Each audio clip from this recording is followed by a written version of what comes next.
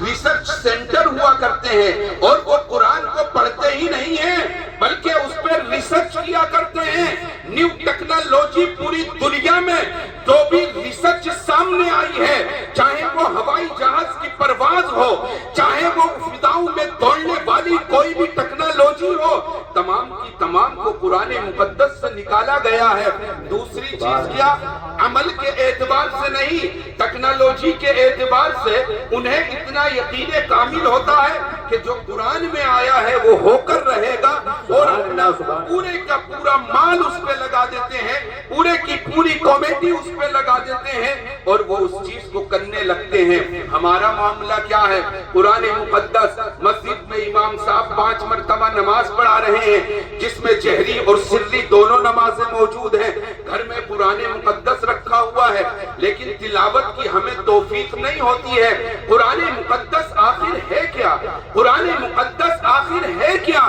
محض ورقوں میں اللہ کا کلام نہیں ہے بلکہ یہ ایک میسج ہے، ایک میسج. اور اللہ نے قرآن کے شروع میں ہی کہہ دیا، سورہ بقرہ کی جب آپ ابتدا کریں گے، ذالک الکتاب لا ریب فیہ ھدی للمتقین، یہ ایک ایسی کتاب ہے جس میں شک کی گنجائش نہیں ہے. یعنی آپ کو پورا کامل ایمان اس کتاب پہ لانا ہے، اس کے بعد آپ کو آگے کو پڑھنا ہے. ھدی للمتقین، یہ ہدایت ہے متقیوں کے لیے. کیا ہم نے کبھی قرآن کو اس انداز میں پڑھا؟ ہم میں کتنے لوگ ایسے ہیں جو قرآن مقدس کی تلاوت کیا کرتے ہیں؟ کیا الحمد کا ہمیں ترجمہ بھی معلوم ہے؟ کیا سورہ فاتحہ کو کبھی ہم نے ترجمہ پڑھنے کی کوشش بھی کی؟ کیا سورہ اخلاص، سورہ ناس وغیرہ کی ہمیں معنی بھی معلوم ہے؟ پتہ چلتا ہے کہ ہمیں کچھ نہیں معلوم ہے. اور قرآن کہتا ہے یہ ہدایت کی کتاب ہے اور یہ اسی کو ہدایت دے گی جو اس کو پڑھے گا پلس اس کو سمجھے گا اس میں لکھا کیا ہے. مثال کے طور پر آپ کے یہاں پر اگر کوئی میسج آ جائے یا آپ کے یہاں پر بائی پوسٹ یا کوئی نوٹس کوٹ سے آپ کے یہاں پر آ جائے یا ایس ڈی ایم صاحب کے یہاں سے کوئی نوٹس آپ کے یہاں آ جائے، آپ کیا کرتے ہیں؟ اسے لے کر بیٹھے رہتے ہیں؟ نہیں. اگر پوسٹ مین آپ سے یہ کہہ جائے کہ یہ ایس ڈی ایم صاحب کے یہاں سے آیا ہوا ہے، ڈسٹرکٹ جج صاحب کے یہاں سے آیا ہوا ہے، آپ اگر پانی پی رہے ہوں گے یا کھانا کھا رہے ہوں گے وہیں پہ توقف آپ کر جائیں گے، ٹھہر جائیں گے، اس پیپر کو اٹھائیں گے، کسی وکیل کے پاس بھاگیں گے، پتا چلا وکیل صاحب ابھی نہیں ہے، پتا چلا دوسرے کے پاس گئے وہ بھی نہیں ہے. جب تک کوئی آدمی آپ کو اس میسج کو سنانے والا نہ مل جائے گا آپ کو چین نہیں آئے گا، آپ کو قرآن نہیں آئے گا. مسلمانوں غور کا مقام ہے، یہ ایک میسج ہے، یہ ایک نوٹس ہے، یہ دنیاوی اعتبار سے ہے، یہ آپ کا کچھ بگاڑ نہیں سکتا ہے. آپ پیسہ دے کر یا دوسرے معاملات سے ایسا دوسرا ڈبل کرا سکتے ہیں یا کچھ بھی کرا سکتے ہیں، اس میسج سے آپ کو دقت آنے والی نہیں ہے لیکن وہ آپ کی ذات پر اٹیک کر رہا ہے، اس لیے آپ بھاگتے ہیں. آپ دیکھیے کلام اللہ اللہ کا میسج ہے، اللہ کا قرآن ہے.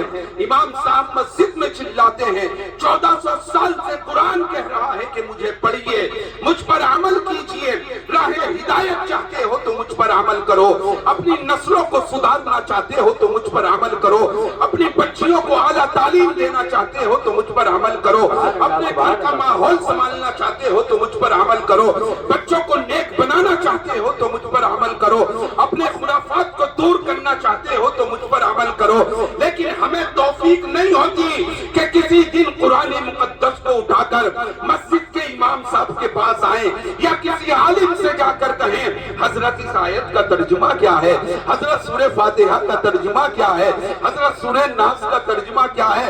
ہمارے پاس ٹائم ہی نہیں ہے، ہمارے پاس وقت ہی نہیں ہے. پھر ہم کہتے ہیں کہ اللہ کی رحمت خاصہ ہمیں نہیں مل رہی ہے، ہم وہ مسلمان نہیں ہیں جو پہلے ہوا کرتے تھے. حضرت عبداللہ ابن عباس رضی اللہ تعالیٰ عنہ فرماتے ہیں فقہ حنفی کی حدیثوں پر جن کی بنیاد رکھی ہے آپ کا ارشاد گرامی ہے.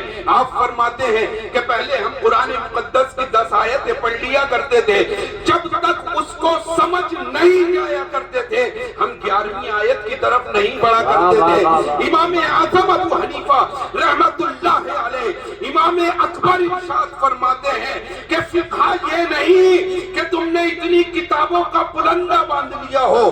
فقہ یہ نہیں کہ تم نے بہت سے مسائل لکھ دیے ہو، بلکہ فقہ یہ ہے کہ آپ اللہ کے متقی بن گئے ہو، اللہ کے تقوی گزار بندے تم بن جاؤ. اسی طریقے سے امام شافعی، امام احمد بن حنبل، امام مالک، یہاں تک کہ میرے امام احمد رضا خان فاضل بریلوی رحمت اللہ علیہ اپنی کتابوں میں خاصتاً فتاوی نسبیہ میں ارشاد فرماتے ہیں عالم کی تعریف کرتے ہوئے کہ عالم وہ ہے جو پڑھنے سے زیادہ اس پر عمل کرے. نعرے تکبیر، نعرے رسالت، علماء اہل سنت